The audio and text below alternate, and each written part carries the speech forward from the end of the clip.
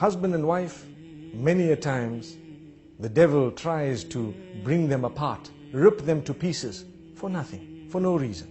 Sometimes it's because we become impatient with one another. We live with one another. This is why the Prophet, peace be upon him, says, خَيْرُكُمْ خَيْرُكُمْ لِأَهْلِهِ. If you want to know the best from amongst you, he who is best to his wife and his family members. The same applies to a female. She who is best to her husband and family members. If your husband or your wife or your family members can bear witness that you are a very good person, then indeed you are good, because you live with them 24/7.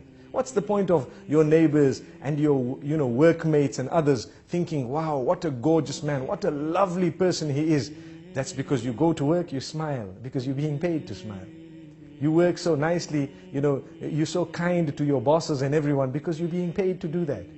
Some wives wouldn't mind paying their husbands to see that smile, because we don't smile sometimes. We come into the home, we throw everything onto one side, we sit in front of the television with our newspapers, and we're being spoken to, and we're just saying, yes, yes, until they might even ask us, are you a fool? And you say, yes.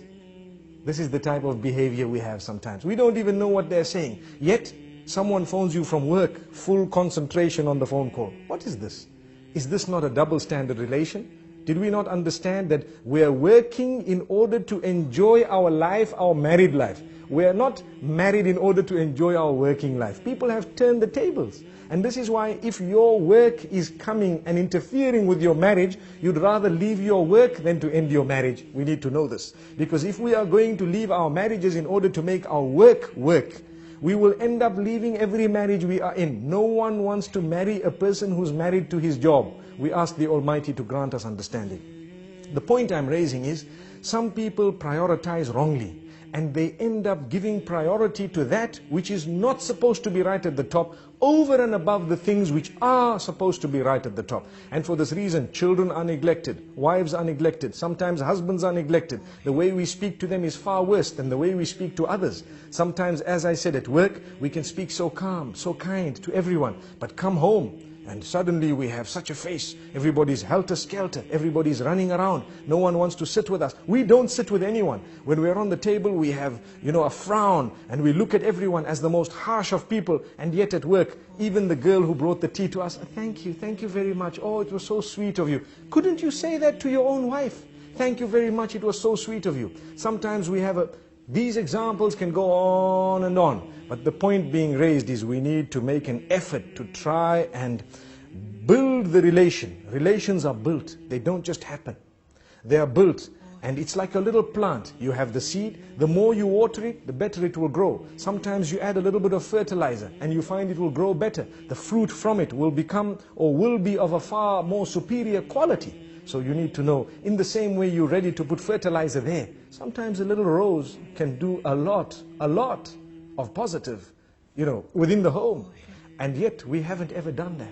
There are people sometimes who will buy chocolates and gifts for others who are not even related to them. And yet for their own family members, they've never even bought a single rose, nor have they bought a little gift, nor have they had a surprise for them. Why? This is when you have the relation breaking, especially today, in the age of television, in the age of the internet, where people are watching others live, sometimes even on the box, and they see how, happy others might be. They tend wrongly to compare. It is wrong to compare. It is in fact almost detrimental to compare your marriage to those who might appear to you to be happier than you. But people are doing it.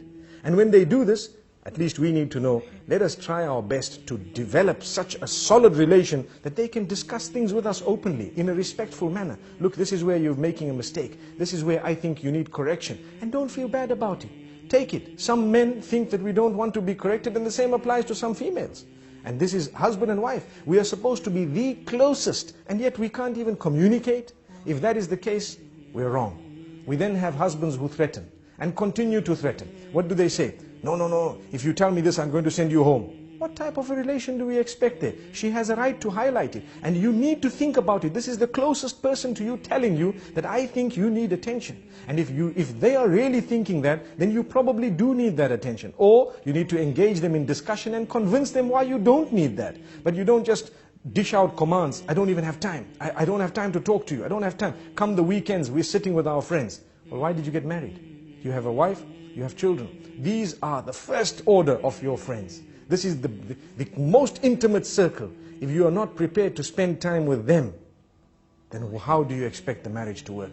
I think we've said quite a bit for today, and this is all food for thought. Obviously, whatever we've said applies to me firstly and then everyone else, and the idea is to conscientize one and all about this beautiful relation between husband and wife. This is only a tip of the iceberg. May we have another opportunity sometime to go a little bit further. Until then, Assalamu alaikum wa rahmatullahi wa barakatuh.